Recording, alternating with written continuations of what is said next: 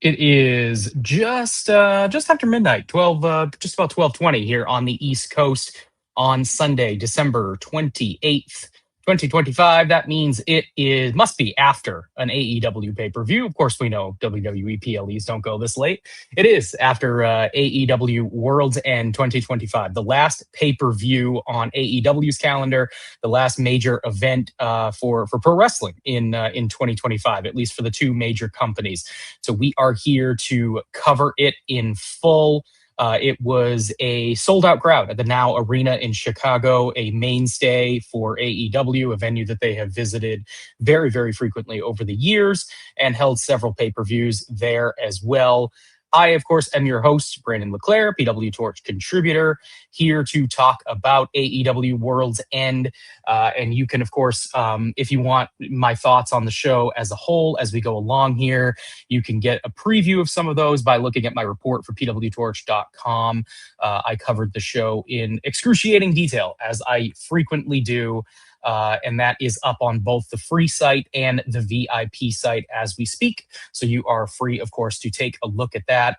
I am not reviewing this show alone, of course. I have got a PWTorch contributor and first-time co-host for Wrestling Night in America. Please welcome Mr. Taylor Halley. Hey, Brandon, how's it going? Hey. Not too bad. Glad to have you here. Glad to have you joining me for this last show of 2025. Yeah, definitely. So I'm excited to be here. My first time being in one of the post shows. I've been writing the AEW top matches and top promos for the week for the past few months. Cool. Really enjoying that. So excited to talk about the show tonight. Perfect. It's a good time to have you then to cover a show that I think was filled with a lot of the sort of secondary storylines that AEW has right now. We were seeing a lot of matches on the undercard tonight that I don't think you typically see on these AEW pay-per-views. They were more befitting of sort of the feuds that are happening on Collision. So it's kind of an interesting undercard and then sort of all wrapped together in a bow by the Continental Classic and the four-way main event. I want to start there and talk about what is most fresh on our minds. That is the four-way match for the AEW World Championship. Samoa Joe defended the title against Hangman Adam Page, Swerve Strickland, and the returning MJF, who just made his return to AEW after a fairly lengthy absence a couple of weeks back. MJF is your winner, not to bury the lead here, in just over 20 minutes to capture the AEW World Championship for the second time. Taylor, I want to throw to you first. Talk about anything you want regarding the match quality, and then, of course, the result and the new world champion. Yeah, I mean the match was a little quicker than I thought it might have been. I'm not surprised by the outcome. I think we all kind of maybe thought that this is the way they were going to go. It's kind of the way the main event scene has been. It's been kind of, I don't know, a little underwhelming, I guess, with Joe as champion. And I don't think Hangman's run was, I think Hangman's more of a chaser, I guess. I feel like every time he gets the title, it's a little lackluster, I guess, with the opponents he has. So I think that MJF taking the title is a jolt of energy that the main event scene kind of needs right now. He's kind of the ultimate heel now. He'll be going up against a roster full of baby faces. I think they kind of have baked in kind of matches for him now with Hangman and Swerve. I think him and Swerve would be an awesome few months, going back and forth with each other. I thought I enjoyed the main event, and I was happy with the outcome. Yeah, I like the match a good amount, and sometimes four ways can be tough because you've got a lot of moving parts. You have a lot of guys that are trying to get their stuff in fairly short order. I mean, it's not often we see like 30+ minute four-way matches. They tend to go really hard out of the gate, try to get a lot of stuff in, and then get out of there fairly quickly. So it did fly by. I mean, it felt certainly like a fairly quick like a quick match. But honestly, looking up and down this card, you could say that in some respects, Tony Khan shows some restraint as far as plotting out match times. I mean, I think the longest match on this show was just over 21 minutes, that being the Continental Classic final. So a far cry from what we usually get, where we usually get at least a couple of 30 plus minute matches. Lots of shorter ones on this one, and I think that's overall a net positive. I think WWE has, or AEW has at times given too much time to some of the undercard matches, and it's made these shows feel a little bit more bloated than they should. Yeah. So tonight, I thought that they did a better job at that. But yeah, I thought it was a good main event. I'm with you, Taylor, in the sense that it felt like this was the direction that they were headed. It felt like they telegraphed this a little bit with Bandito's win of the Dynamite Diamond Ring, because with the way that they opted to forego mentioning MJF's claim to the ring, it seemed like if a babyface were to win the ring, then you're probably going to have a heel world champion for him to challenge. So that leaves either Joe or MJF. And then with the ring being involved, with the ring being on your challenger, I think it only makes sense that the person that he's facing is the one who largely has a rightful claim to that ring, having never officially defended or lost it. So they sort of telegraph this in a way, and I don't know if that's a bad thing. Would I have liked to have felt like this was a little bit less of a foregone conclusion going in? Sure. But I also think that the crowd was into MJF. They were into all four of these guys. And we'll talk about the crowd a bit too, because I think that the crowd let them down in certain aspects tonight throughout the show. But the main event is not one of those times. I thought the crowd was up, and with all four of these guys. But MJF's a star. MJF's a big character. MJF is going to attract, he's going to attract attention, and he's going to attract eyeballs. Whether or not it winds up being good, I don't know. We've seen really good runs for MJF at the top of the company, and we've seen times that largely people look at as some of the lowest points in company history. So what version of MJF are we going to get? Taylor, what are you kind of looking ahead to in terms of a second MJF title run? What do you see?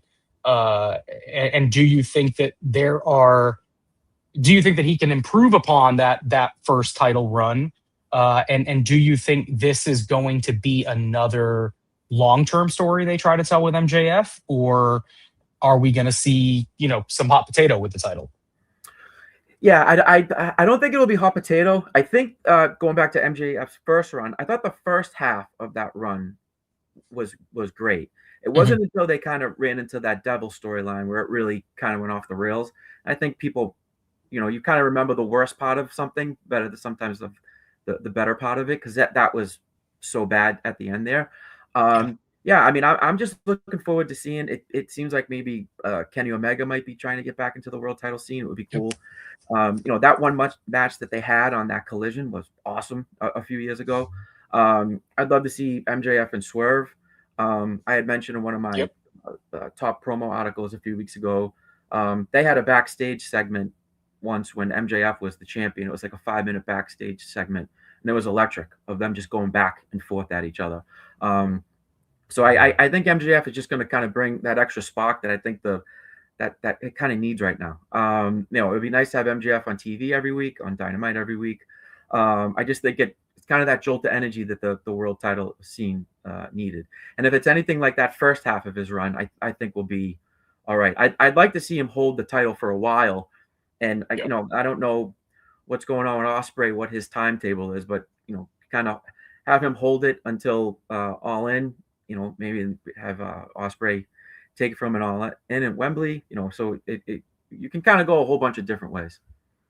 Yeah, a couple people, Sean pushed it in the chat, included mentioning sort of that as a decent timeline, and I think I'm with you there. It feels to me like rather than sort of tossing the title around between guys like Hangman and Swerve and whatnot, I would really like to see maybe this extend until Osprey is ready, unless we're talking, a significant Yeah. extended uh, period of time where Osprey is going to be out. I mean, if he's not going to be back until well into next year, like fall, winter, then we can have that conversation, obviously. But if this is more of like Osprey's going to be ready by All In, I think that's a really, really good time to turn the page.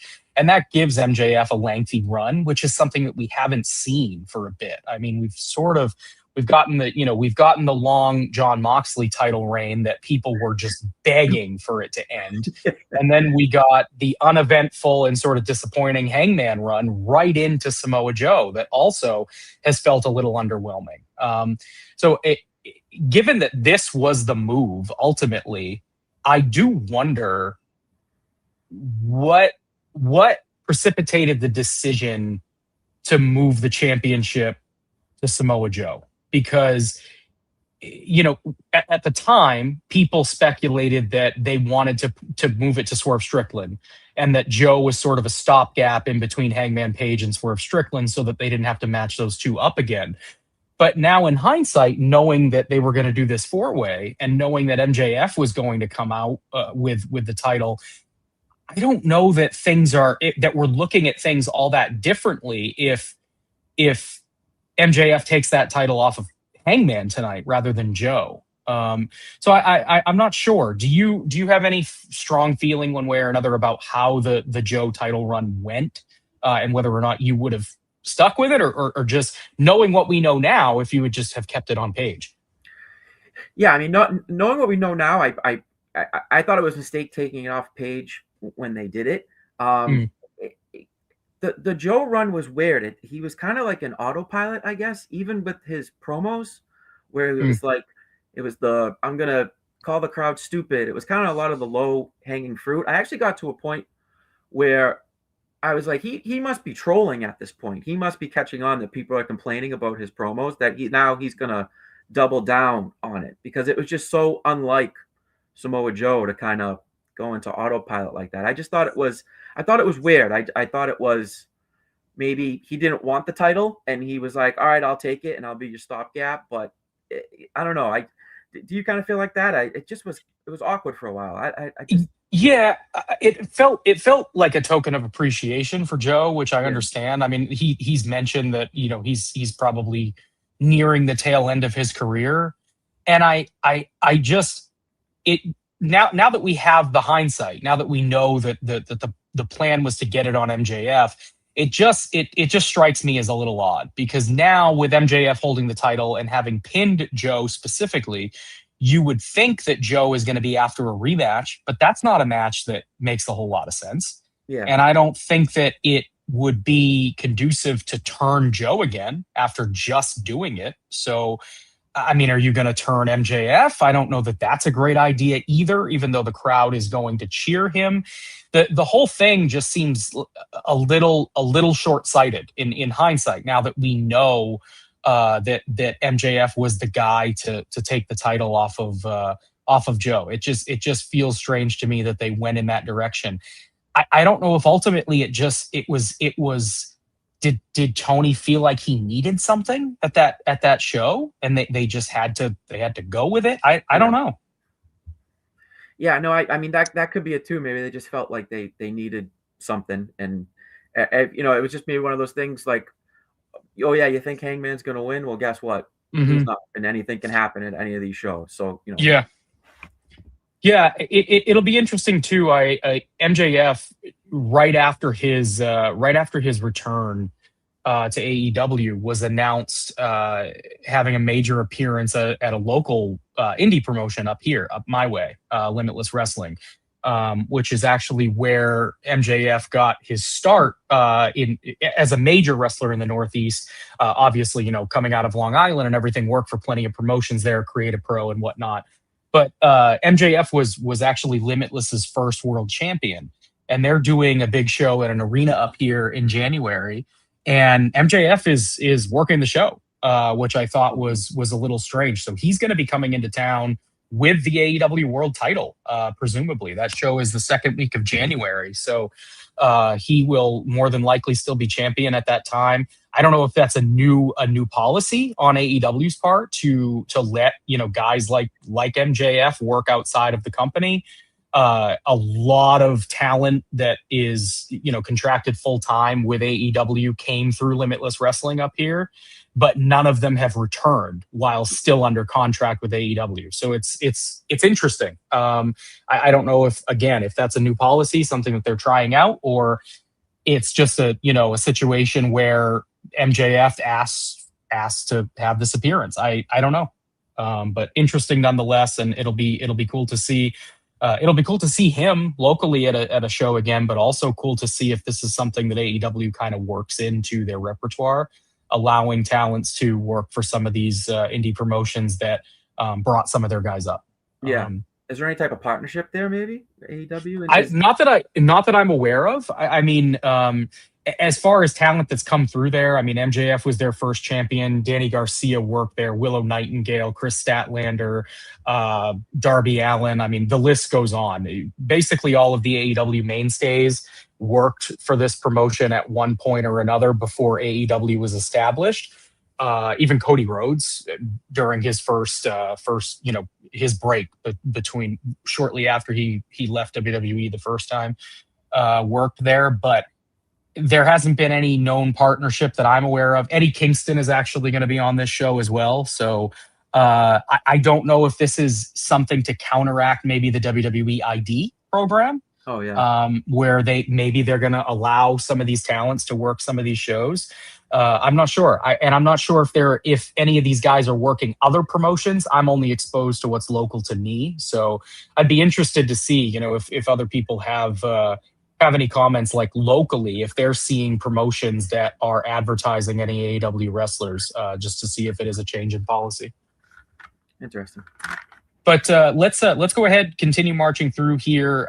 We can come back to the main event if we need to at any point. But I think what we'll do, Taylor, you and I talked a little bit before we came on the air, cover the rest of the undercard here now that we've talked about the main event, and then we'll wrap things up with the full discussion on the Continental Classic. We'll cover the two semifinal matches and the final match as well, and we'll bring in VIP member Sean to do that with us here later on in the show. So before we cover those first two semifinals, let's get into the first regular match on the card, which was the AEW World Tag Team titles, a Chicago street fight. FTR, Dax Harwood, and Cash Wheeler with Stokely defending against the Bang Bang Gang. This iteration, of course, Juice Robinson and Austin Gunn.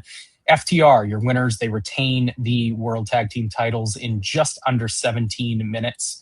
I thought there were a lot of moving parts here. The bulk of it was fine, but the crowd just didn't really feel like they were particularly invested in this. It was a bit of a bummer, too, because it felt to me like AEW was really getting back on track in terms of promoting the tag team division, with the not the reformation of the Young Bucks, but the reintroduction of the Young Bucks as a babyface tag team that are vying for those titles. And you've had some other acts come up as well. The Hurt Syndicate were holding the titles for a while. FTR sort of repurposed and reinvigorated, but this just didn't hit for me. I thought that Juice and Austin Gunn were fine foils, but the crowd wasn't into them at a level that it felt like it earned a tag title match. And then the street fight aspect, it was the one hardcore match on this show, and I give AEW some credit for showing some restraint there. I didn't think that anything in there was particularly crazy outside of maybe that one trash can lid shot to Cash Wheeler on the outside that just sounded absolutely brutal. Yeah. But the rest of it was just kind of there for me. What did you think? Yeah, I felt the same way. I wasn't a huge fan of this at all.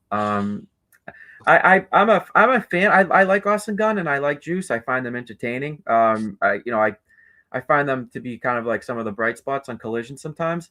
Mhm. But this match just I think at 1.2 the fans there was a go home chant for the match to end to go home. Mhm. Yeah. Um, yeah, it just didn't work for me. I wasn't a fan of taking the tag titles off of Brodito to begin with. I thought there was Yeah. still I thought there was more juice in that run. I couldn't. I was a little surprised.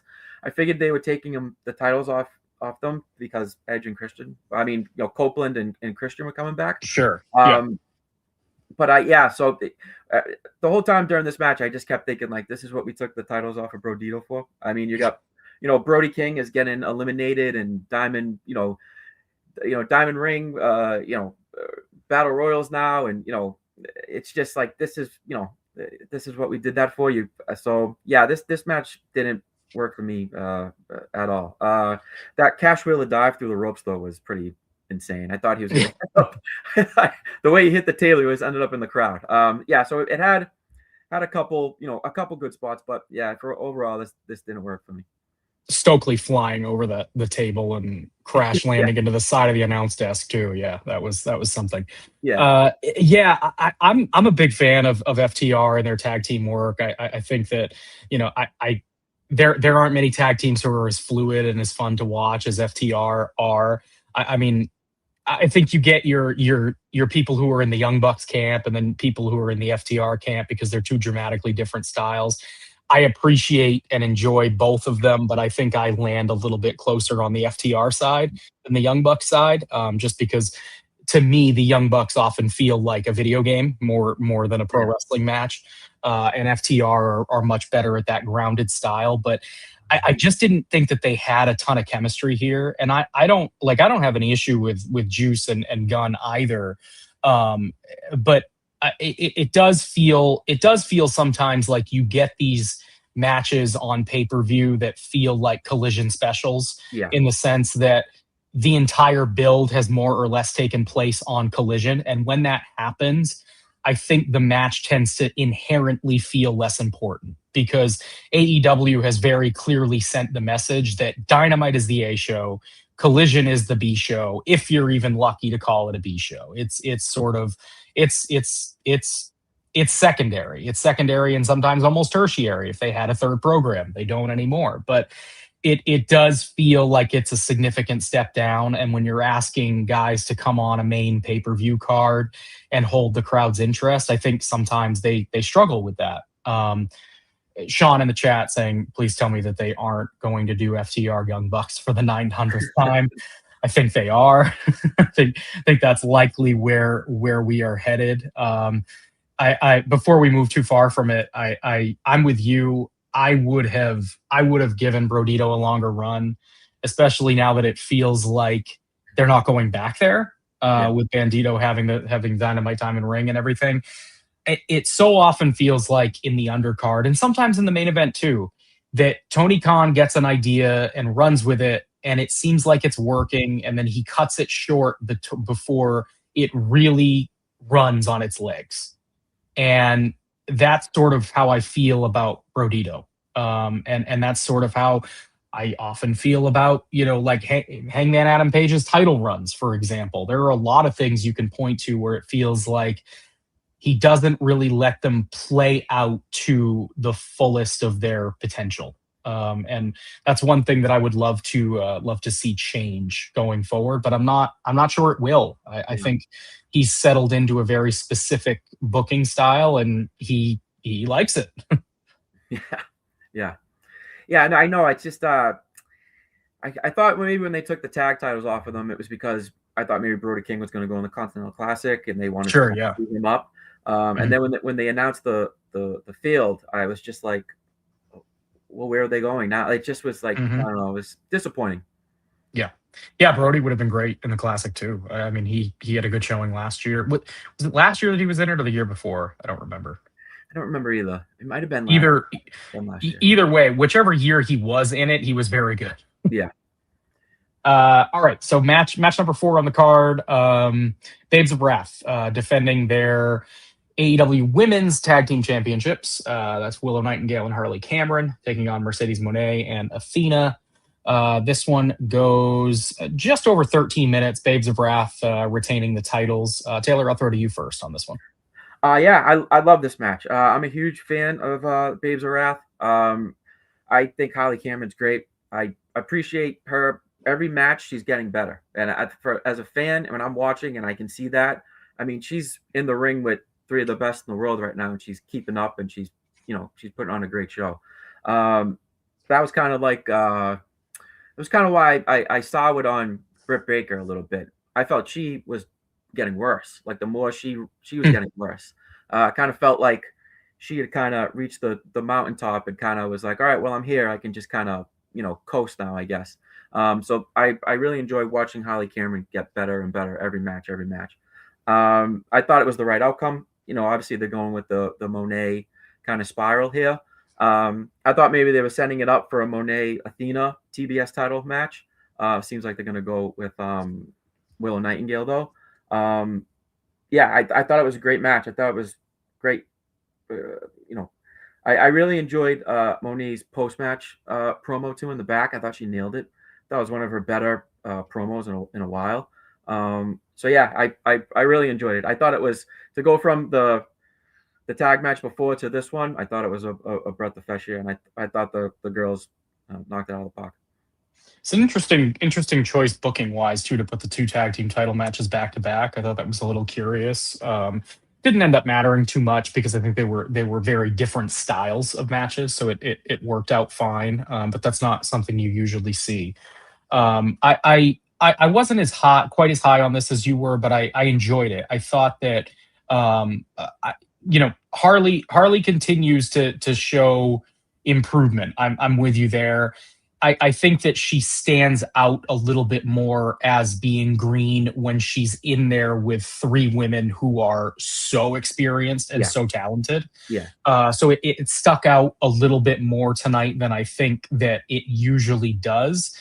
But I commend her for working incredibly hard. I mean, clearly she wants this. She wants to be good at it. And I like the character. I mean, the character's connected with the crowd. There have been a lot of women acts in AEW that have had a hard time establishing and maintaining a strong connection over a period of time. We'll talk about that with the women's title match later on. But Harley has done that, and thanks in no small part, as far as I'm concerned, to Willow Nightingale, who continues to be super impressive. I really, I'm fine with Willow having this run in the tag division and doing her thing with Harley for a bit. But I'd really like to see Willow as a serious world title contender. I think that she's shown that she's captivated the crowd at a level that makes her easy to insert in that role. But I also think, she's a viable challenger to Monet too. And obviously they're headed in that direction for right now. I don't imagine that she's going to get a win on Mercedes quite yet. They might be building to that moment. But you are right. They are telling a good story here with Monet sort of unraveling, slowly losing the other championships and other promotions. And then, eventually, obviously she'll drop that TBS title too. I do want to mention something Sean brought up in the chat. He's comparing the situation we have with Willow and Harley to that of Tony and Mina. So basically, the argument being two comedic babyface tag teams atop the division. Would you do something, Taylor, to sort of turn away from that? Maybe turn one of them a bit more serious. Or do you think it works okay as is right now? I think it's working okay as it is now, because I think it's kind of two different types of comedy, I guess. It's Willow and Holly are more of like the fun-loving, friends, and Mina and Tony are like their own thing. They're a different type of crazy. They're like the scary crazy. You know what I mean? There's like fun crazy, and then they're scary crazy where if I get into an argument with them, do I need to sleep with one eye open tonight? You know what I mean? Whatever. So I think I think it's working well the way it is now. Yeah, the interplay I think between Athena and Mercedes has been fun too. You know, the kind of will they or won't they end up rivals. I think Athena has been really good in the limited opportunities she's been given on AEW TV. I continue to wonder why on earth she is stuck in Ring of Honor. I agree. I understand that, you know, she's got a historic title reign and all that, but man, it just seems like it just seems to me like they would be better served with a talent of her caliber appearing on their main show. It seems like they're handicapping themselves on purpose for really no viable reason. When you have someone who is that talented and accomplished so much, you know, if you have her drop the Ring of Honor women's title at this point and move over to the main roster full time, I don't think anybody's going to think any less of her for Yeah, that. And at all. yeah, nobody is looking at. It's cool that she is the forever Ring of Honor Women's World Champion, but no one is looking to Ring of Honor as a major serious promotion at this point. So, I mean, just bring her over, let her do her thing on Dynamite and Collision. I think you make the women's roster better for it. I mean, instantly. Yeah, and that's been one of my complaints with Mercedes having that TBS title for as long as she had it, is that so many other women could be benefiting from having that title and going on runs and, you know, having matches. So, you know, taking that title off of Monet isn't going to hurt her. You know what I mean? I would like to see, I hope they're going now towards, I was in, when they had their, when Mercedes and Athena had that match in Boston, I was there live. It's one of the best women's matches I've ever seen, like live. So I'd like to see them go back to that, hopefully. Yeah, I'd love to see Athena get a run with the TBS title. I think, you know, it would do more for her than having the ROH title. I think sometimes Tony's just kind of justifying buying ROH, that he wants to make her. He's like, well, she's the star of ROH. Like, she's not any less. I mean, it's ROH. She's the forever champion of ROH. I think in his mind, he just is trying to justify the purchase and justify the time and effort he's putting into it. But he's just hurting her in the long run, I think.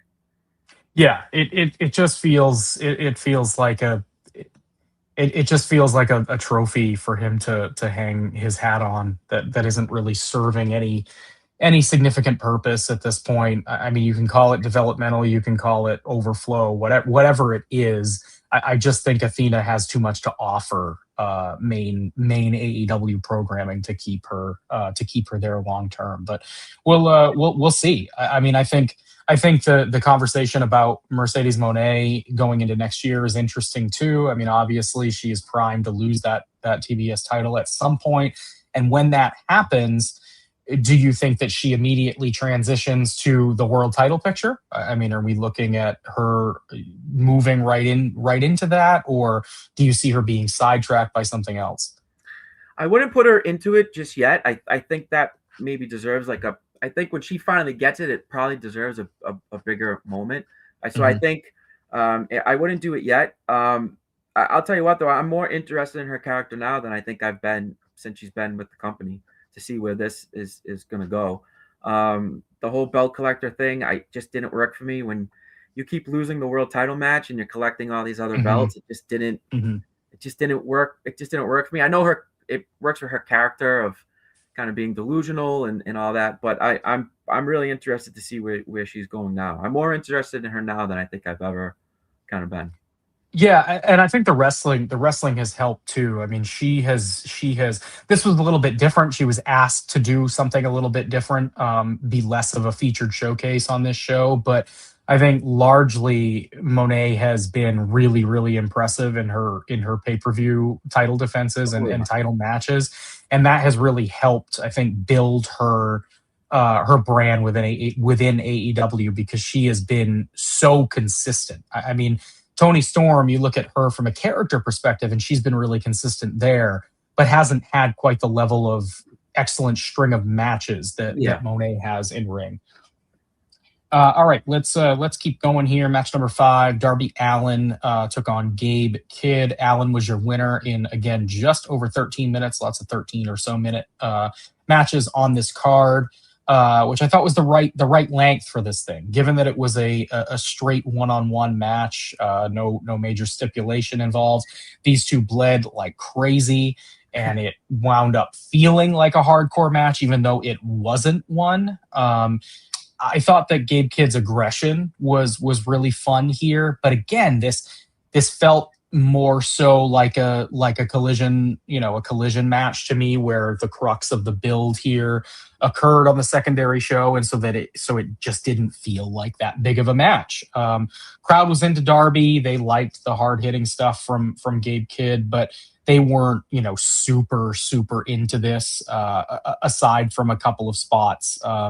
Here and there. Allin always is game to just bump at will for whoever he's in the ring with, and obviously it gets Darby Allin a win here. But I don't have strong feelings on this one, other than to say, like, in a regular one-on-one match, I don't know that we need that much blood.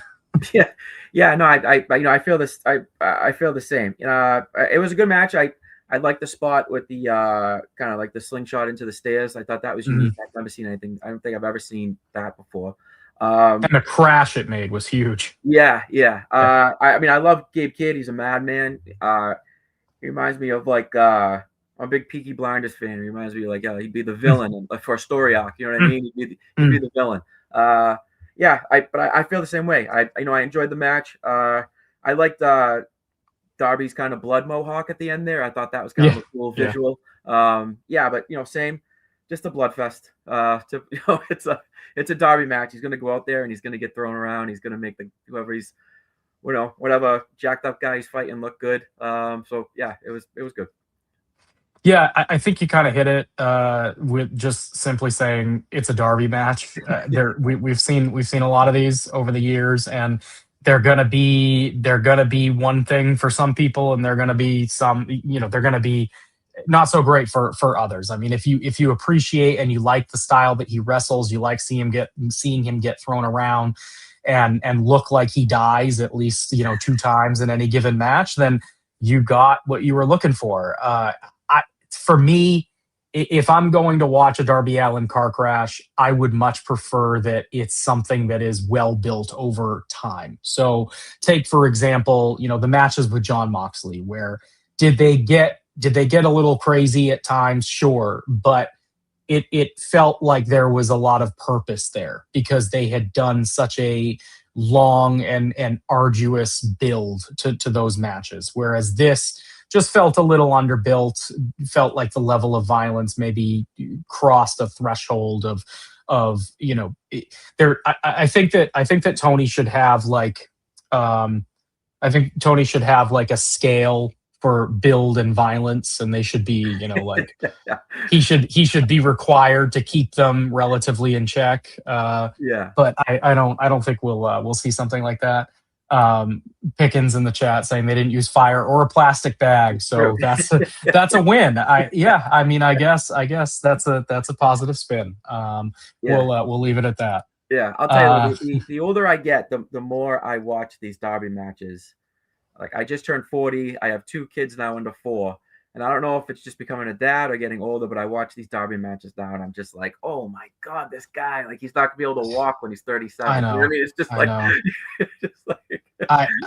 I get it. Like, he can throw his body around, and you can see it. You can see the way that he bumps. Like, he does that, the tried and true thing where they say, if you're going to take a big fall, go limp, and don't tense up. And he doesn't. He's very loose when he gets tossed around. But it's amazing that something far more terrible hasn't happened. I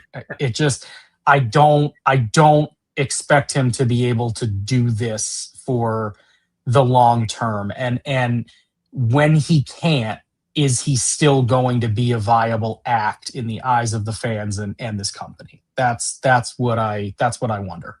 Yeah. And it's also like the escalation of when he can't do it, he is someone that I think would be like, oh, I can't do it, well, watch this. And that's Yep. kind of like the fear Yep. that I have with him, where it's like, that's why you gotta, I feel like you need to have someone there to say, hey, stop. It's, Yep. and I'm not sure if there's anyone there who kind of tells There. him, Yeah. hey, I hey, don't. I stop. don't think. I don't think there is. Yeah, Yeah, yeah, we've seen that historically with AEW. They've gotten themselves in some pickles before, some things that went on that probably shouldn't. And I think we're just going to continue to see it. It's just it's a place where I think it's been said over the years the inmates run the asylum, and I think that is largely true. yeah. I mean, I have friends who don't watch wrestling anymore, and the glass spot when he went off the ladder through the pane of Hmm. glass, Hmm. I had them sending me clips like, "Who is this? Like, Hmm. who is that?" You know what I mean? Yeah, Like, who is that person? And I was yeah. like, "That's nothing. Here's three more. If you think that's something, look at this. Look what he did 2 weeks ago." You know what I mean? It's And uh, the thing is that I don't. Darby, the way Darby wrestles is not for me. I preface this in saying that he's not my style of wrestler. But with that being said, I've seen Darby outside of AEW at indie shows wrestle fairly prototypical matches. They were not hyper violent. And he was still engaging. He was still able to get over with the crowd. The crowd yeah, enjoyed his stuff. He still did the coffin drop and all that stuff. And there's some level of baked in risk in some of his offense, but nothing significant, nothing to the extent what we see weekly from him on AEW TV. I don't know if it is just this, if it's a personality thing where he feels like he needs to up the ante and he feels like he needs to get this level of violence in order to be appreciated and loved. But I think that there is actual precedence for him outside of AEW to say that, hey, he can be successful at this without all of the blood and guts. yeah. I mean, he had that match. Was it the last pay-per-view with Pac when they had the Yeah, straight up wrestling match? yeah, I thought that was a great match. I mean, yeah. he still has a way of having these normal matches, but it still looking Mhm. like a car crash, but not Right. an actual car crash. Which, Yeah. if he could, he would get hit by a car in the ring, and Mhm. then he could do it. Yeah. Oh, yeah, Figure out a for way. sure. All right, match number 6, Death Riders taking on the conglomeration and Roderick Strong and Tony Storm in a mixed nuts mayhem match. Yes, you heard that correctly. This was basically a mixed person, a mixed 8-person tag team match with no tags. It was tornado style. The conglomeration, Roderick Strong and Tony Storm, your winners in just under 13 minutes. Taylor, I'll throw to you first on this one. Yeah, the whole time I was watching this, I was just like, thank God for Tony Storm. Because I really think she saved the match in that maybe last 5-6 minutes. Yeah, I mean, just thank God for Tony. I thought, she was the most entertaining part of it. I liked the, Roderick and Marina having their little spot being husband and wife. I thought that was that might be the first time a husband and wife have fought each other in a tag match, I think. So that was that was interesting. They've never acknowledged their pairing on TV, have they? No, no. They Yeah. on commentary during the match, they made a couple references, but kind of vague. They had never really, Hmm. yeah. I just when I was watching it, I just felt like I would have rather have had a Tony versus Marina or Briscoe versus Claudio match in that spot. You know what I Yeah. mean? Instead of Yeah. just trying to get everybody on the card, I guess. But yeah, it was just thank God for Tony Storm. Yep. I wrote in my report for PWTorch that this was a bit of a downer until the Tony Storm stuff got kicked into high gear later on in the match.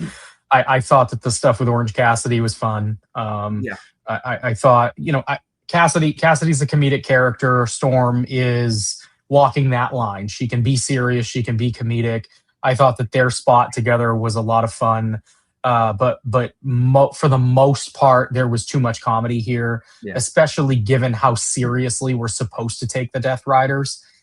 I don't know what the Death Riders are at this point with Jon Moxley turning face roundabout or full on, which we'll get into, when we talk about the Continental Classic. The Death Riders not turning on him, as I think most of us probably expected to happen when he did turn. Death Riders acting like total heels here, then baby faces later in the night. It is just a mess. Yeah. We are getting back into Blackpool Combat Club territory where nobody had any idea what they were. I just don't think that this works for anybody. And it also, if you are, let's give AEW the benefit of the doubt here and say that they're building to a moment where the Death Riders turn on Moxley. Then don't you want them to have some credibility when they do that? And I would argue that losing to the conglomeration on pay-per-view is sort of the opposite of having credibility. Yeah. I mean, Mark Briscoe they've rebuilt Mark Briscoe's reputation as a singles wrestler, but as the conglomeration with Orange Cassidy and Roderick Strong, they're not really to be taken seriously.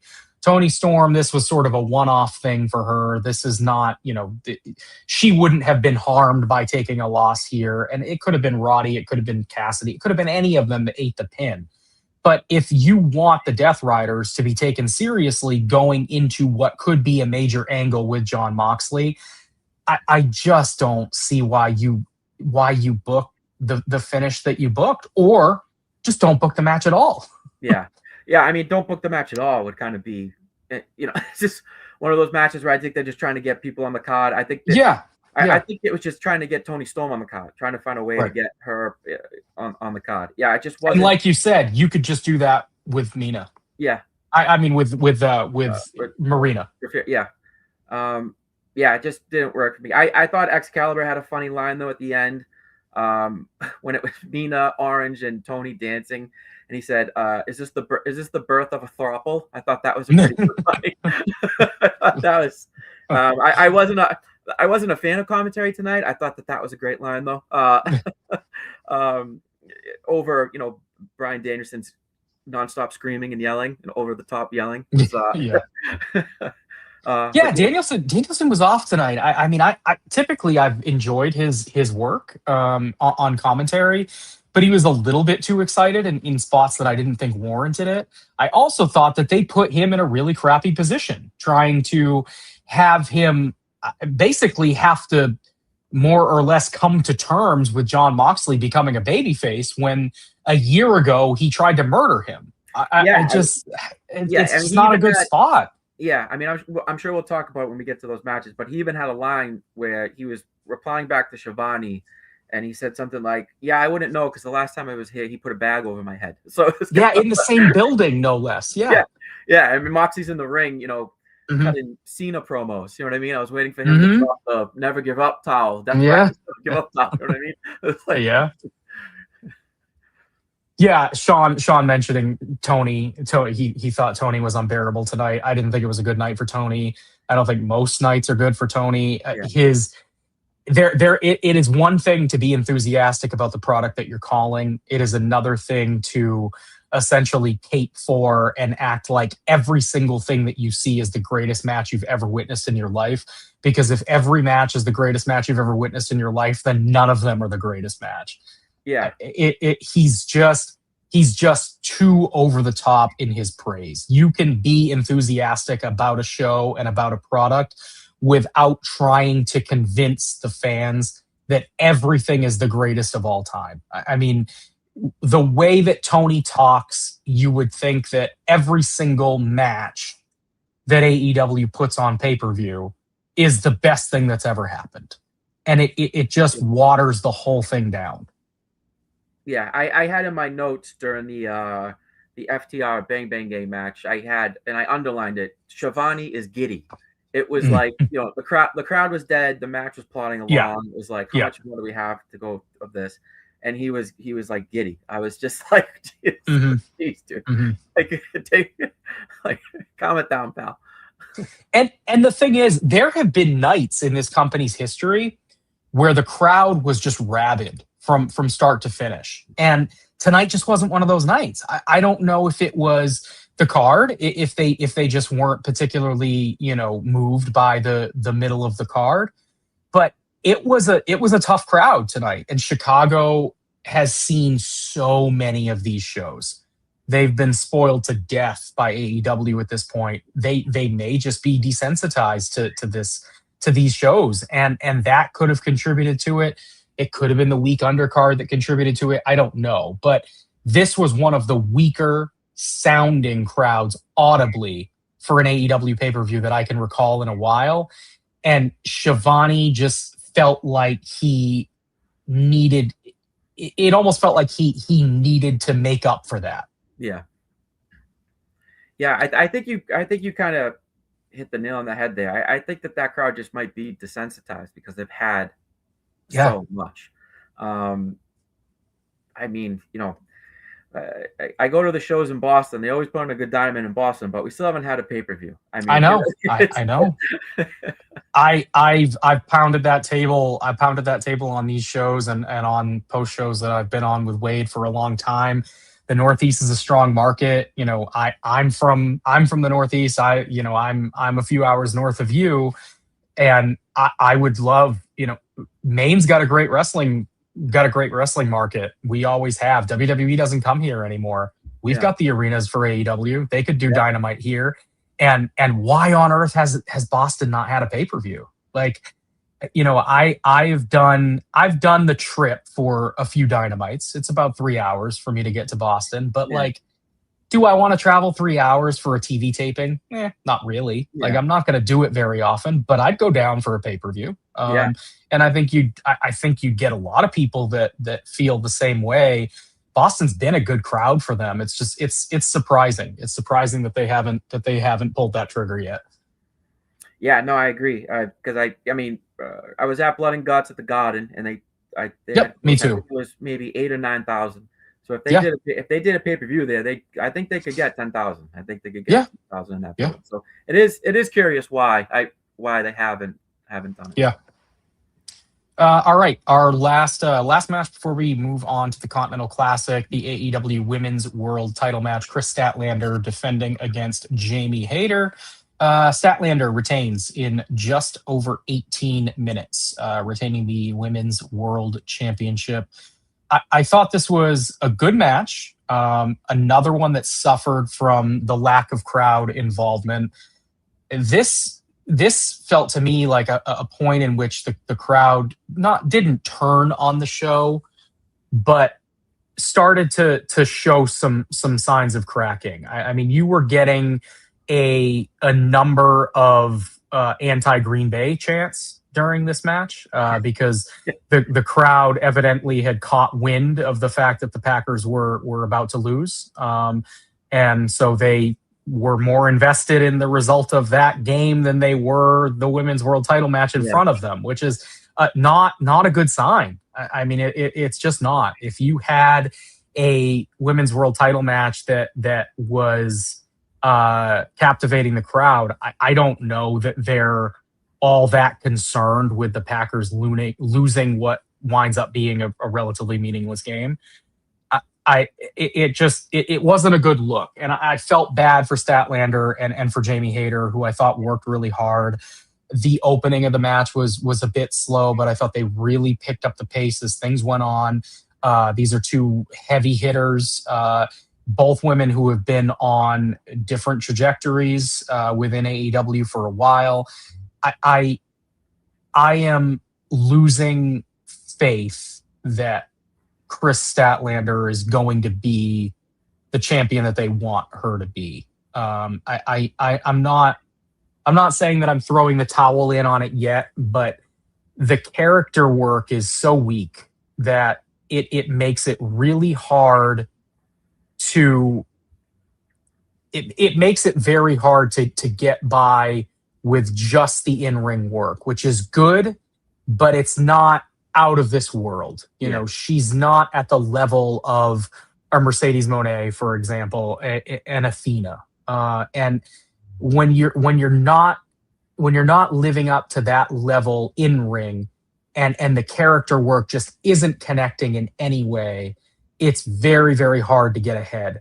She started to show signs of heelish behavior again tonight, with the number of times that they have turned her or just changed her designation without actually turning her. I would be really wary of going down that path again. And then on the other side, Jamie Hayter was so over for such a significant period of time, and that injury just derailed her completely. And she has not gotten that momentum back. And part of that has just been the booking.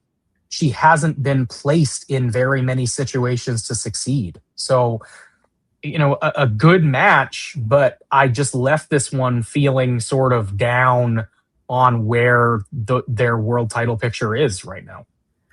Yeah, I mean, Statland is just not getting the reactions. When they put the title on her at first, I was just as shocked as I think everybody was. But then those first 2 weeks after, she had pretty good showing. She had that one-on-one with Marina, and then she had that mixed tag with Yuta. And I was like, oh, and the crowd was really behind her. And I was like, oh, we might have something here.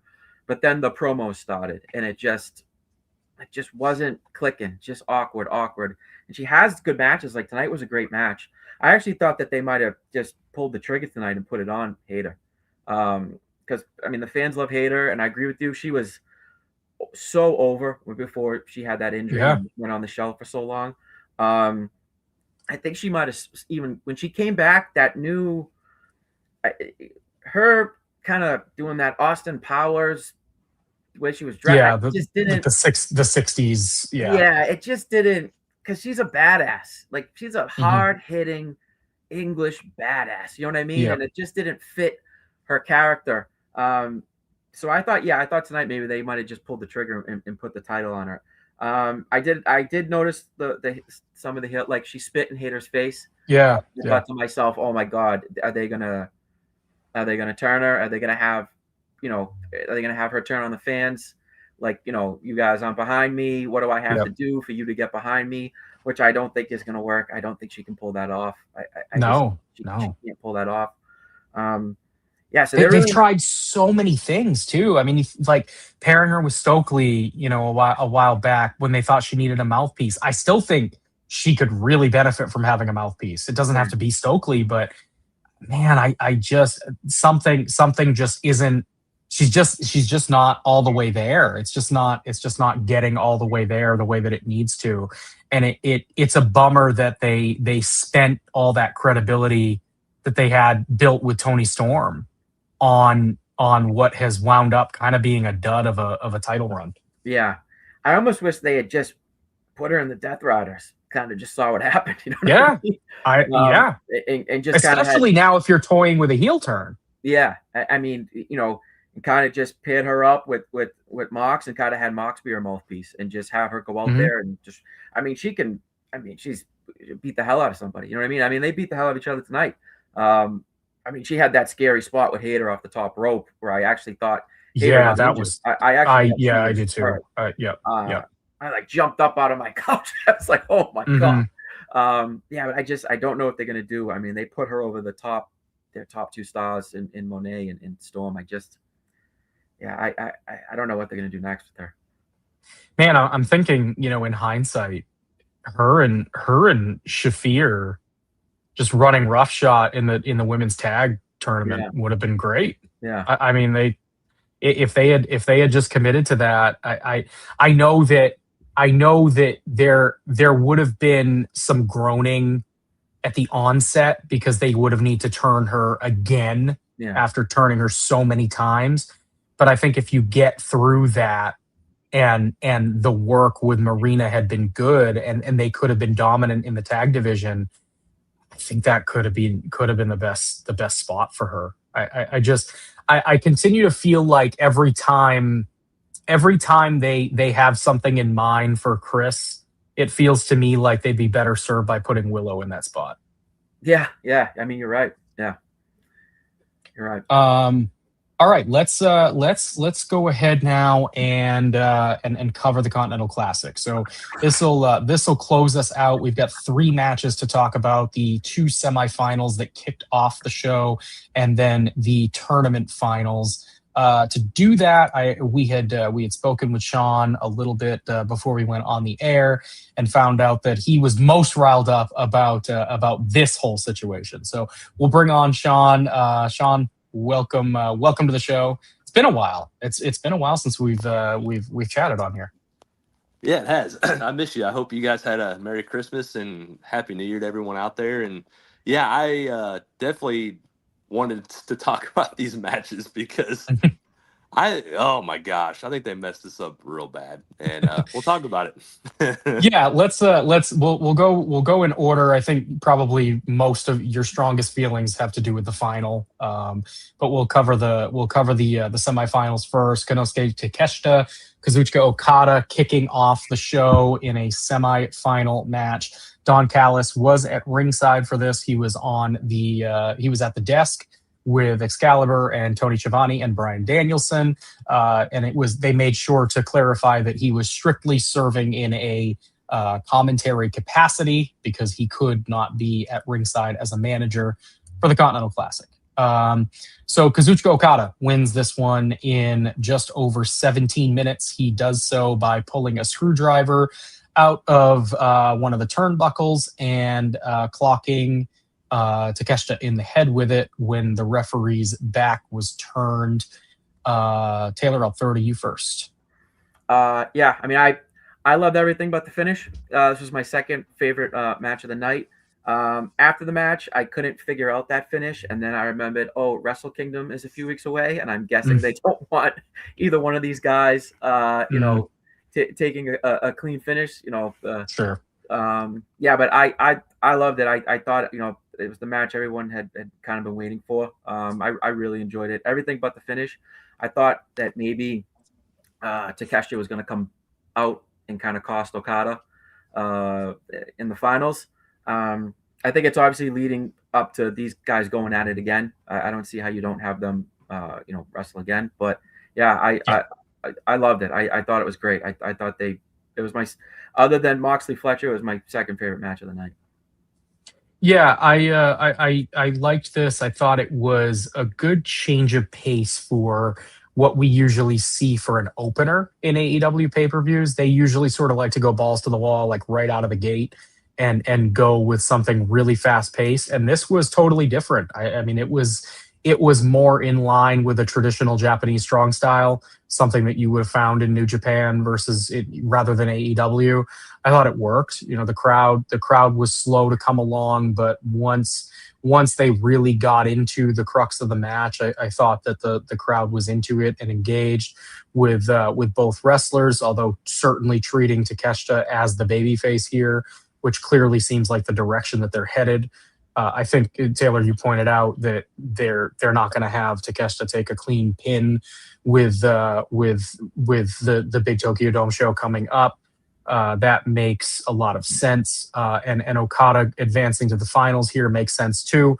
They made sure to make a point of the camera catching Okada tossing the screwdriver underneath the ring too, which I assume he was supposed to return to the turnbuckle where he found it. That comes into play in the second match that we'll talk about in a minute. Sean, what'd you think of this one?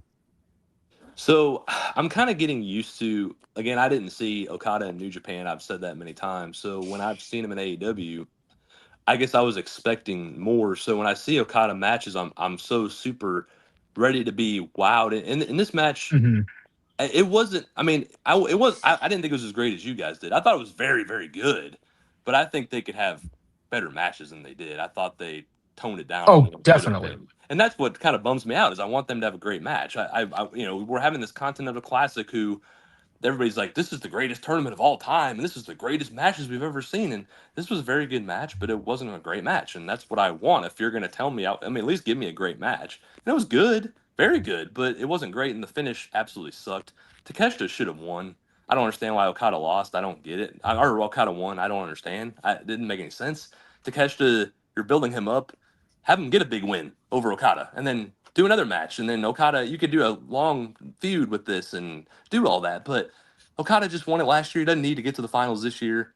It was like, okay, Moxley goes against Okada or Takeshita. Does it really matter? Does it really matter at all? Build to the thing with the Callis family. You've been building this up for a long time. You could have done it with Fletcher in the next match, and I'll talk about that in the next one.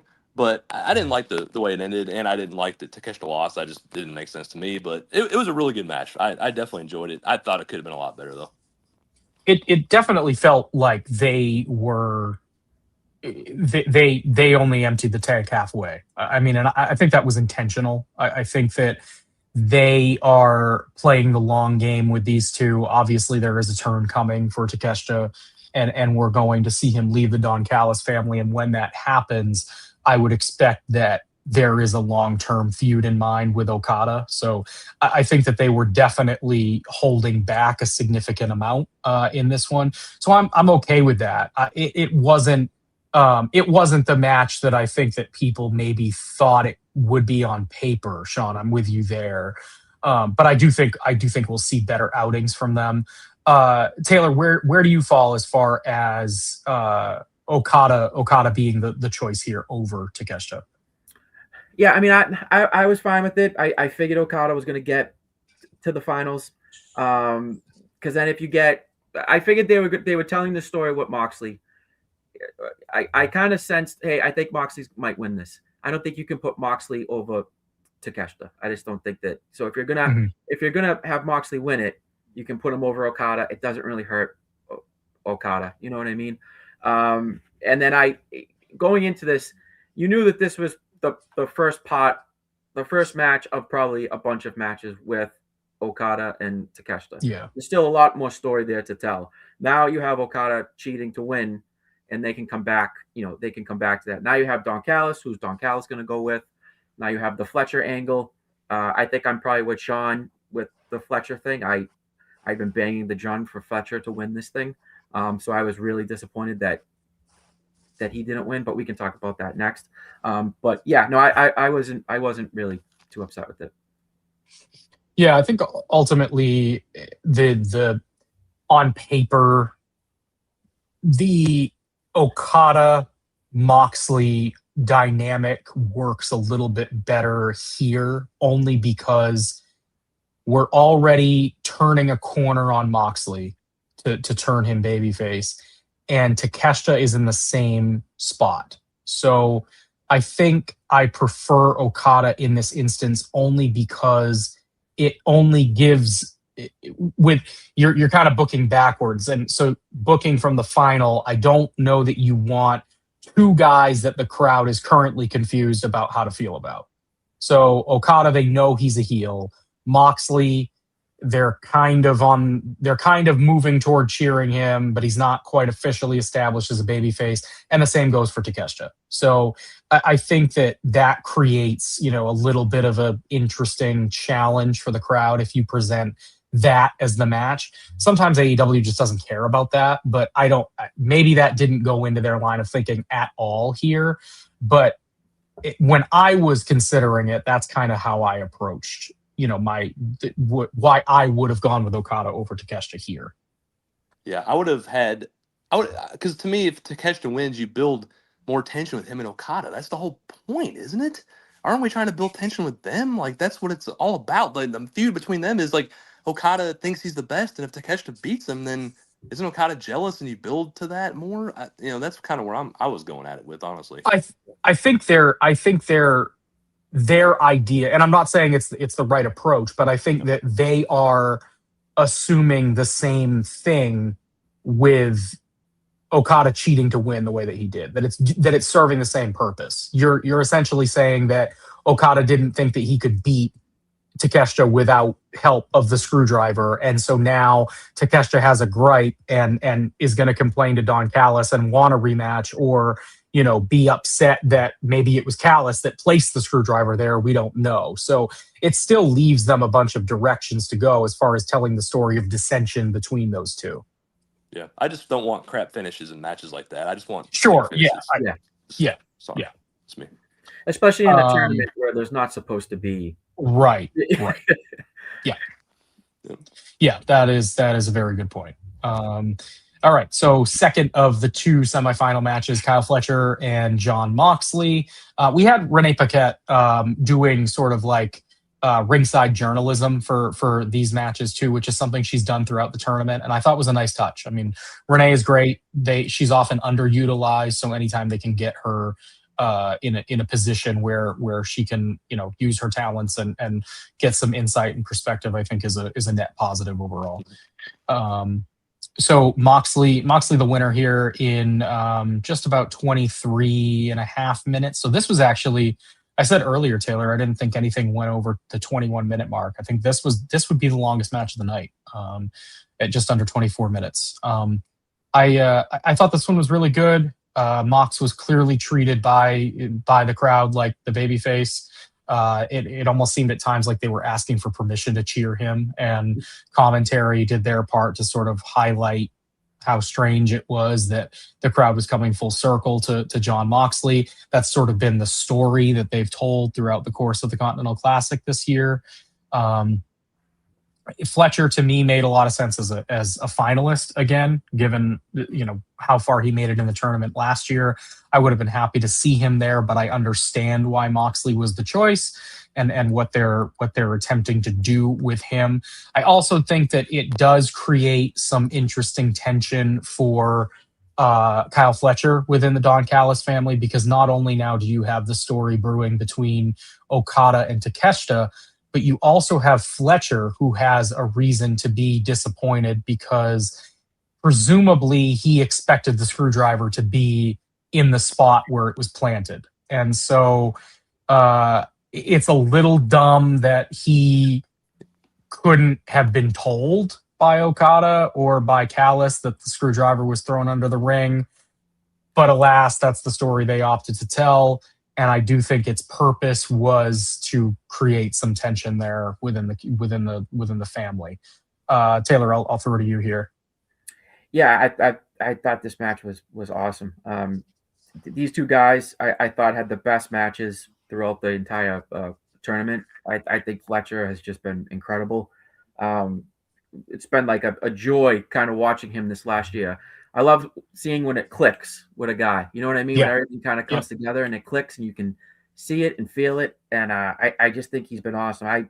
I really wanted him to win this tournament. I was really banging the drum for him in all my articles. Like, I feel like AEW are kind of at that point now where they really have to start grooming this next set of stars. I mean, the Moxleys and the Joes and the Omegas and the Bucks, they're not going to be here forever. And they shouldn't be here forever. You need to start kind of getting that next set of guys ready. And I don't like Fletcher taking as many losses as he's taken over the last few weeks. I don't like getting an audience comfortable to seeing him lose. Even in a battle that he was in, I just thought the match was great. The character work Moxley has been doing the last few months, I think, is just incredible to get the crowd to kind of. I wrote in one of my articles the other week. I mean, he's the number one babyface in the company. He's an underdog, going from trying to kill Darby Allin by putting his head in a fish tank to being the scrappy underdog babyface is incredible work for him to do that. I mean, it's incredible. But I love this match. I wish Fletcher took it. I think he should have took it. I love this gear. He reminded me of Shredder from Teenage Mutant Ninja Turtles with the things on his shoulders. I wish he had won. I understand the story they're telling with Moxley, but I think that he should have took the tournament. Yeah, Fletcher has really come into his own this year, become the total package. I think the upgrade in gear, the upgrade in music, the whole 9 yards has done really, really well for him. Shout out Hot Mulligan, by the way. I'm wearing their T-shirt. They do the Kyle Fletcher theme. Sean, you were not pleased with the assessment of Moxley being the number one underdog babyface. So go ahead. Yeah. Well, first I'll talk about Fletcher. I'm with you guys on Fletcher. He should have won this match. Come on, guys. Like, you freaking trying to build this person up, even as a heel. Like, have him win this freaking tournament. Come on, man. Like, you should have done it last year. He's as good as Ospreay is, and then you have a chance to do it this year, go all the way through. And just you're telling a story with Mox, which I'll get in that in a minute. I just think Fletcher should win. I just don't understand. the match was really good. I just so many kickouts, man. I'm trying to get better about just having all these kickouts and all these guys get right back up like nothing ever happened. I know it's AEW's the way they do it. I just, man, it kind of takes me out of it a little bit. I mean, they just kick out of every move you can imagine, and there's like 8 kickouts. It's like, come on. After a 1 count too. Yeah. I just, that's not. I know it's not for me, and it's not. Some people love it, and the sickos love it, and I get it. But it was a great match, but just so many kickouts. That took me out of it a little bit. Moxley's just, to me, Taylor, I know what you're saying. Moxley's a mess. It's a mess. Like, we're supposed to all of a sudden just forget all that happened just because he's like, oh man, I'm going to give everything I got in this tournament that doesn't really mean anything, but I'm just going to keep fighting and you're just going to love me all of a sudden. And the fans badly are playing into it.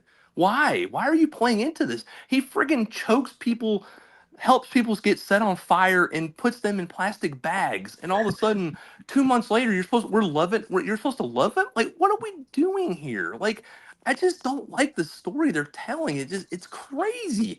And then I'm just gonna go into, I know the match. We'll talk about the match itself, the end of the last match, but that promo was freaking ridiculous. He's out there saying all this stuff, and the freaking Death Riders are just standing right there like it's freaking heels and like, yeah, this is great, and oh my gosh, and you're a fighting champion, and you're this. It was terrible. If he's an actual face a year down the line, then you do something like that. Not tonight. That was, come on, man. The psychology was terrible in that. I don't care. He was what the doing his fans John did. Cena impression. Yeah, I just hated every single second of it. And you guys can, talk me off the ledge some of that, but that was just it, tone deaf. It was weird. I didn't get it at all. Yeah, I will say when I didn't see Pac tonight, I said, oh, right. Is he going to come out after? Because when he was giving that, I will agree with you. The speech at the end, the whole time I was just waiting for Claudio to kick him in the head. You know what I mean? It was one of those. Or I was waiting for Pac's music to hit and to have a celebration or whatever. But I don't know why he wasn't there tonight, so I thought that was a little bit of a giveaway that it might not happen tonight. I think Danielson helped on commentary a little bit, where he was like, kind of like, what the hell is going on here? Like, I don't believe this guy at all. This guy tried to kill me. He just tried to kill me a year ago. Yeah. He was like, I'm not entirely sure he's sincere. Yeah. Thanks, Brian. Yeah. Yeah, I think it has a lot to do with, like, everyone's just kind of waiting for when is the turn going to happen. They're building it up to, is Moxley kind of seeing the light? Is he kind of realizing, hey, so yeah, I understand where you're coming from, though, Sean. So Rosa in the chat saying we've watched Moxley suffer and fight to get back on top.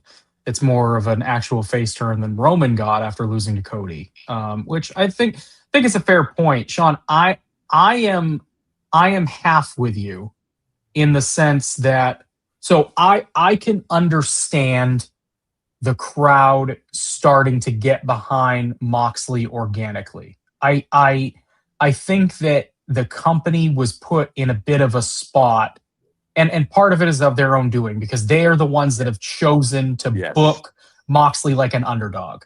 That's on them. If they didn't want Moxley to come off as a babyface, then putting him in this position in the tournament as an underdog is not the way to go about your business if you are set on keeping him a heel. So with that caveat out of the way, I do think that they have organically told a story throughout the course of the tournament that can make me believe in the idea that Jon Moxley is coming around to a new outlook on life, a new character that is now, rather instead of trying to tear AEW down and remake it in his vision, he is just happy to essentially exist in a world where he is finally comfortable admitting that there are a bunch of incredible pro wrestlers that he shares the ring with, and maybe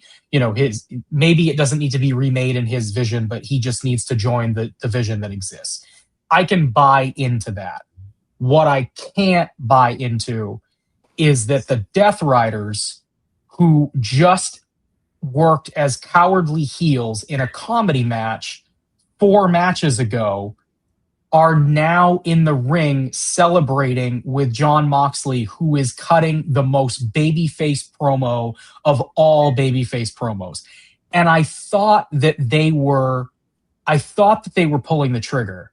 When Mox started talking the way that he was talking, the body language of the Death Riders was not positive. They were standing around and sort of just like looking at each other, arms at their sides. They did not seem pleased with what Moxley was saying at all. And so I was like, all right, cool. I can get behind this. They're going to let Mox say his stuff, and then they're going to kill him. And that's what should have happened. Yeah. But instead, at the end of the program, at the end of the promo, they just started clapping.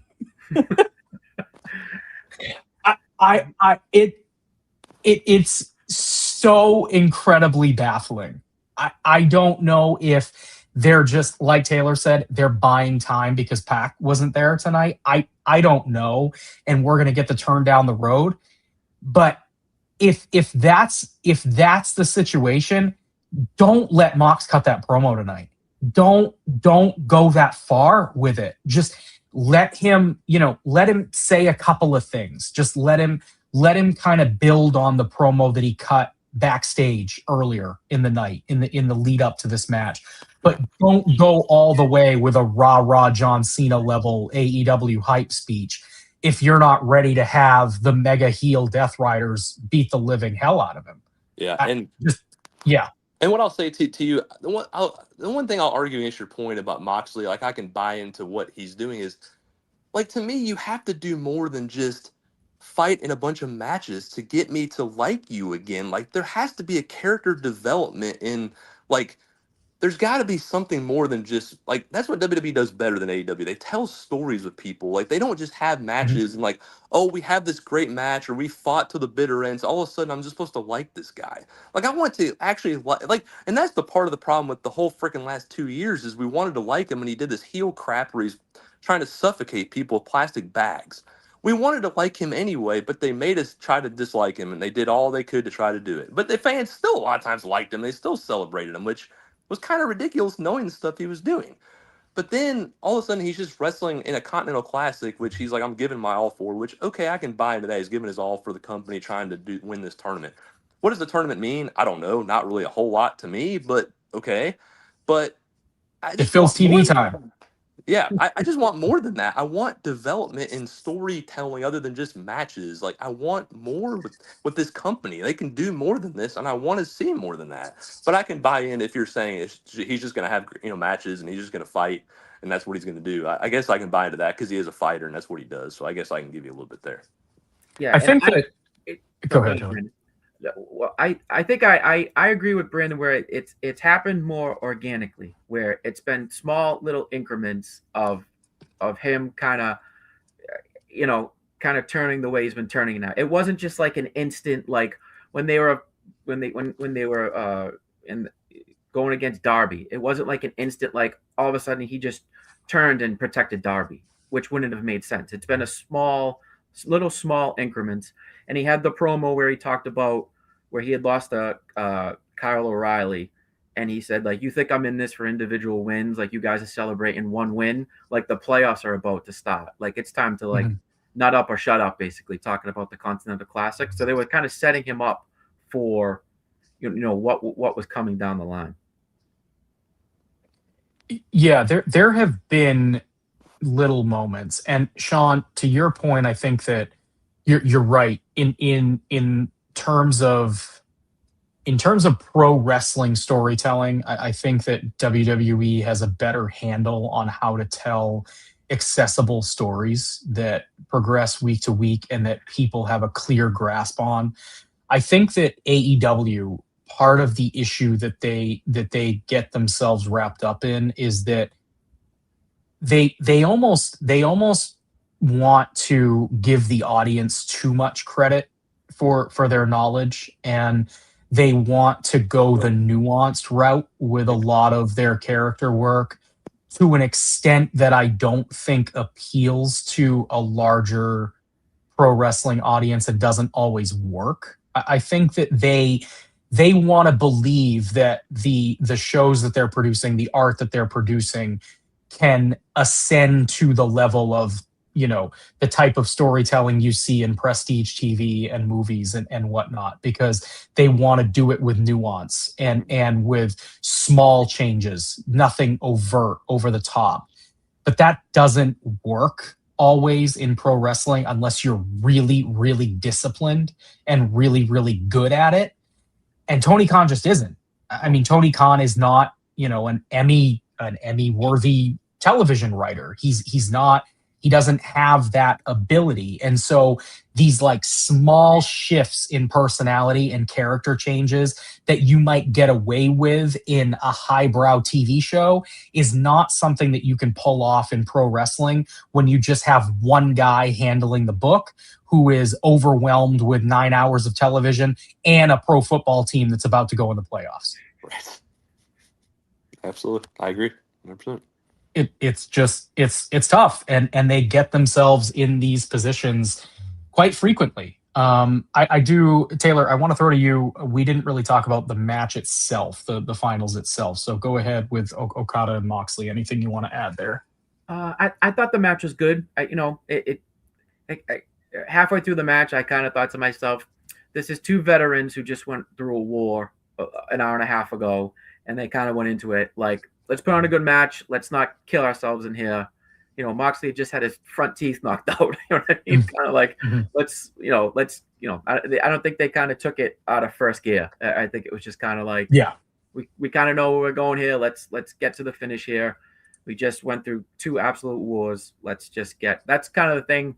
Why I wanted like if Fletcher was in that, it would have been an absolute they would have tore the house down again. You know what I mean? He would have went balls to the wall. So it was good. It was good. Not nothing. I won't be telling my kids about the Continental Classic final of Moxley versus Okada. You know what I mean? Yeah. One thing we didn't touch on that I think is all around a net negative coming out of this. Not that I was desperately clamoring for Okada to come out the winner, but because he didn't come out the winner, we have now split the unified championship, and AEW now has way too many mid-card titles again. We now have the Continental Championship. We have the it's the International, right? Yeah. The International title. We have the TNT Championship, and we have the what does Ricochet have? National title. So we have an international and a national. Everybody has a title. It's freaking ridiculous, man. Everybody has a title in AEW now. It's ridiculous. I don't understand why everybody has to have a belt on their. I don't get it. I cannot come up with a viable defense for having 4 men's mid-card titles. I can't. They're Taylor, can you talk me off that ledge? Do you have a? No, I totally agree. I mean, and there's trios titles. When Joe came out with 2 belts tonight, I always forget that he's a trios champion. It's. I mean, you had that big match with Kenny and Okada to unify them.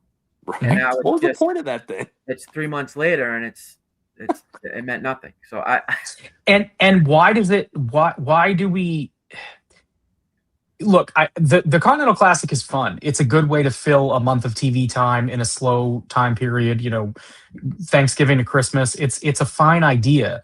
I don't think you need to attach a title to it. Like, have a C2 winner and give them a world title shot. Yeah. Like that's good enough. That you can get away with that, and then you have whatever you want to call it, the unified or the international championship. I don't care what it is.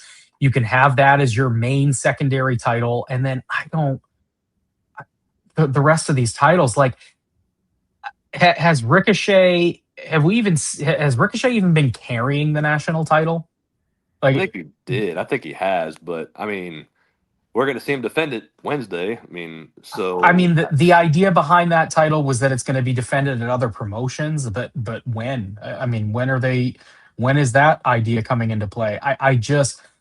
I just don't see any use. I think the more these titles you introduce, the more you're just dumbing everything down. Yeah.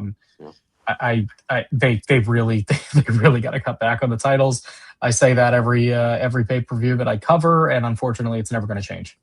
So Yeah. And Okay. I mean, Tony it's Khan loves his titles. yeah, and to be honest with you, like I mean, I write about this and I talk about this. The Continental title that doesn't even get defended, right? That's just What? something you win in the Well, tournament, it's a right? unified title now. The whole point was they were unified. So why Yeah, is it just Right. a continental title Right. again? I don't I understand. But know. they do defend the title, don't they? Like, and it's defended under Continental rules throughout the course of the year. I Because thought. Okada was defending it. Well, yeah, but Yeah, when I Omega or when they had the match, it was supposed to be they unified the titles, the Right, Continental and right, International. That was the whole right. point. Yeah. So I don't Except now they're not. I know it just doesn't. Oh my gosh, make it make. And Okada's still the international champion. That's what Yeah. yeah. I'll go back to Okada Moxley because I didn't talk about the match. I'm with you guys. It wasn't great. I didn't enjoy it that much. I mean, they were telling the story. Okada's Rainmakers were. I mean, Moxley's Rainmaker was better than Okada's. They looked terrible. I mean, I get why. So I understand when it works and when it makes sense. I understand it. I've seen it now where he's had opponents where he makes it look really good and it counts. These tonight did not look good at all. They look so weak, and I'm like, man, that you gotta if you're gonna have a great move at the end of a match like that, you need to make them count. And he does not make them count unless it's like the biggest match in the world and like, oh, it's got to be looking amazing. And they did not look good. Moxley's honestly looked better than Okada's, and that's kind of sad to me. I mean, Okada really takes it out of first gear to begin with. So I mean, That's having him wrestle more. 2 matches in one night, Yeah. you knew you were only going to get one. You knew he was really gonna, hit the gas really on one of them. So And I'll say, as far as the whole as the show, I just want to say real quick too. I mean, that was like I was middle of the road. It was okay. I mean, some of the matches were very good. Some of the matches under delivered for me. And even if it's great wrestling, which they say they do, tonight wasn't even that. There were a couple really good matches, but the rest of them were fine. They weren't bad. But other than MJF as champion, which I'm not, I'm excited, but I'm not in certain ways. I think it was just a middle of the road show. I think AEW is just kind of everybody says they've really improved that much. I don't know how much they've actually improved. At least with Mox, if you are going babyface, which again I still have issues with it in certain ways. If you're going babyface, at least you got him where the fans are behind him 100%, and you have MJF with certain faces that he can definitely go against. Hopefully, I just hope here's my one thing too is I hope with the Continental Classic, they're always saying we got to tell stories of people. I just don't know if they're willing to do that. I think Kevin Knight has a lot of potential, and I think they showed some of that in the Continental Classic. I still think he could have made more of a run, but he didn't. But I hope they take this and run with it. Kevin Knight is a really talented guy that has star potential in him down the line. I hope they go with that and don't just have him lose, win, win, lose, win, lose, win, lose. And then in Speedball, I'm still not into him. He doesn't do it for me. I know he does it for a lot of people, but I just think he's a mid card guy, and that's what he's going to be. But I hope they tell some stories with some of these other guys and not just have the same people in the main events all the time. It's not going to feel fresh anymore. We need some different people. Swerve's great, Hangman's great, but we need some other people in there now for a little bit to freshen things up.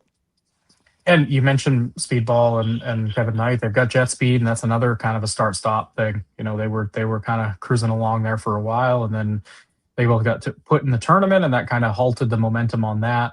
So we'll see now that the classic is over. We'll see where that goes. Yeah. Sean, anything else before I let you go and we wrap this thing up? Yeah, Taylor, it's fun getting to talk to you, man. Thanks for what you do for the Torch. I'm gonna try to read more now that because I think I saw you did some stuff, and I need to go back and check more of it out for sure. I'll be intrigued to read more of it. And yeah, with Stat, I just hope they pull the plug. It's just not working. She's not over to that level. There's no reason for her to win the title back. She already had won it once. There's no reason for her to win it again. It just Tony just being weird, thinking I'm gonna get her. I'm gonna make it work. I'm gonna make it work, guys. It doesn't work. It's not. Let's do something else. and get the Athena, get the ROH title off of her, please. Get her on AEW television proper. I know she's got other things going on outside of wrestling. Or she's doing other wrestling things outside of AEW. I get that too, but I want to see her more on AEW television. I think they can do more with her, and I hope they do. But always fun being on with you guys. I appreciate you having me on again, Brandon. Cool. Thanks, Sean. Yeah, Sean, it was great meeting you. Great meeting you. See you. Bye. Cool, Taylor. I'm going to do a quick VIP plug here. We'll wrap things up after that. For those of you listening that aren't already VIP members, I know a lot of you are, but a great time as always to go VIP. It's a busy season coming up with the Royal Rumble next month, and WrestleMania season will be kicking into high gear. You do that at pwtorch.com/go VIP. You get so many cool benefits by being a VIP member. Ad-free podcast, the VIP only shows. You get the podcast and newsletter archives, weekly PDF newsletter, tons and tons of back issues, an ad-free version of the site. That's where you can read Taylor's coverage, where you can read my pay-per-view and PLE reports. As far as the exclusive audio shows, you get the Wade Keller Hotline, The Fix with Todd Martin, the post-event roundtable podcast, which I know Wade and company were recording as we went on the air live. So if that show is not already in your feed, ready for download, it will be very, very soon. Everything with Rich Fan, you get Greg Parks Out Loud. Greg Parks, a longtime host of this show and frequent co-host of mine. In that show, he reads his most recent PWTorch column out loud. So a really cool opportunity to listen to Greg a bit there if you don't get a chance to read the actual column. And of course, you get the ability to listen to all of these shows on demand ad-free. So this show, for example, if you are not listening live and you're listening in audio form, as most of you do, if you are VIP, this show and all other shows are completely ad-free, save for these little VIP plugs. Taylor, before we close things out, I want to give you a quick opportunity to tell everybody what you do for the Torch. Yeah. So, I mean, everyone go VIP. I was a VIP member for a long time. I was a big podcast fan. I would find myself talking back to the podcast in my car, and I kind of one day decided, hey, maybe I should reach out to Wade and see if there's an opportunity here for me to, maybe not talk back to the podcast in my car, but actually, write for the site and maybe, do a show like this, which has been awesome. Thanks, for having me. This is the first time I've done a post show. So this is pretty cool to be someone who listened for so long to now actually be on it is pretty cool. So yeah, if you want to do something, do it. You never know. Just ask. You know what I mean? The worst you'll hear is no. So just if it's something you want to do, just go for it. But yeah, I write the AEW top matches and top promos articles for the week. I kind of sprinkle in my thoughts about other things that are going on too, other than the top matches and promos. It's been a lot of fun. I've really enjoyed it. And it's been great, being on this. So hopefully, I can do it again with you, Brandon. Yeah, for sure. I definitely enjoyed having you on. Glad to have been the first person that you got to jump in on the post show with. That was cool. Yeah, great show too. You know what I mean? Title change and Continental Classic. Yep. So it was good time to jump on. Yeah, plenty to talk about for sure. Thanks again, Taylor. And just before I sign off here, as the longtime listeners of the post show, a lot of you weren't in the chat tonight for whatever reason. I don't know. We had quite a few people listening live, but not as many people participating in the chat. But as I mentioned a month ago now, I had my final 3 post shows here for the Torch, tonight being the final one. So AEW World's End was the final show that I did live coverage for on PWTorch.com. And also this was my final post show as host of Wrestling Night in America. I want to thank Wade, of course, for giving me an opportunity to work for the Torch some six-ish years ago now. I started covering SmackDown and then moved to the pay-per-view coverage about a year and a half into that gig, and then later took on full-time co-hosting duties with Greg Parks. of this Wrestling Night in America show. When Greg stopped covering the show full time about a year ago, I took over the host role, and I've done that for the last year or so. But it is time for me to move on. I do have a lot of stuff coming up in my personal life the next year, all good stuff, but unfortunately, it doesn't leave me nearly as much time to devote to covering wrestling. And covering these shows in such excruciating detail does take a significant amount of time. So tonight was my last night on the post, covering the shows for PWTorch.com, and my last night hosting this show. I will still be around. As far as I know, I am available to co-host on occasion. So you probably haven't seen the last of me. You've just seen the last of me as a regular full-time host of the show. So again, thanks so much to Wade Keller for the opportunity. For all of my co-hosts over the years, I've had such a good time talking and chatting and hosting and co-hosting with all of you. Greg Parks in particular, who brought me on as a co-host and then later became a co-host of mine.